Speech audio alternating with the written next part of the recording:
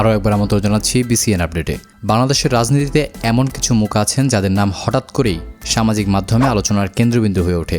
সাম্প্রতিক সময় ঠিক তেমনই একজনকে ঘিরে শুরু হয়েছে ব্যাপক কৌতূহল। কেউ বলছেন এটি ব্যক্তিগত, আবার কেউ তুলছেন নৈতিকতার প্রশ্ন।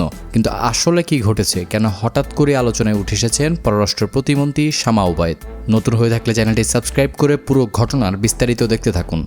শামা ওবায়েদ বাংলাদেশের পরিচিত রাজনৈতিক ব্যক্তিত্বদের একজন। তিনি সাবেক রাষ্ট্রপতি ও বিএনপি প্রতিষ্ঠাতা জিয়াউর রহমানের ঘনিষ্ঠ সহচর এবং সাবেক মন্ত্রী KM ওবায়দুর রহমানের কন্যা। আইন বিষয়ে পড়াশোনা শেষ করে দীর্ঘদিন ধরে রাজনীতির সঙ্গে যুক্ত ছিলেন। বিভিন্ন সময় দলীয় দায়িত্ব পালন করার পাশাপাশি মাঠের রাজনীতিতেও সক্রিয় ছিলেন। 2025 সালে অন্তর্বর্তী সরকারের মন্ত্রিসভায় তিনি পররাষ্ট্র প্রতিমন্ত্রীর দায়িত্ব পেয়েছেন। বর্তমানে তার বয়স 40-এর কোঠায়। তবে সম্প্রতি তার রাজনৈতিক কর্মকাণ্ড নয়, বরং ভিন্ন একটি বিষয় নিয়ে শুরু হয়েছে ব্যাপক আলোচনা।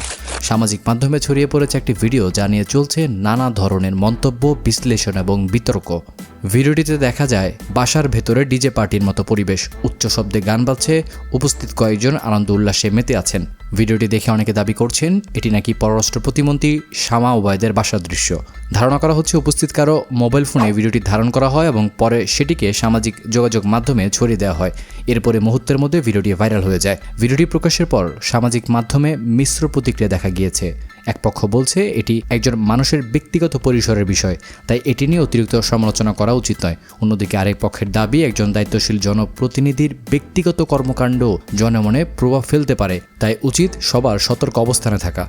আর এই বিষয়ে এখনও আনুষ্ঠানিকভাবে কোনো নিশ্চিত বক্তব্য দেননি শামা ওবায়েদ। একই সঙ্গে শামা ওবায়েদের পরিবারের কারোর সাথে যোগাযোগ করে বিষয়টির সত্যতা জানা যায়নি। এতক্ষণ সঙ্গে থেকে ভিডিওটি দেখার জন্য আপনাকে জানাচ্ছি ধন্যবাদ।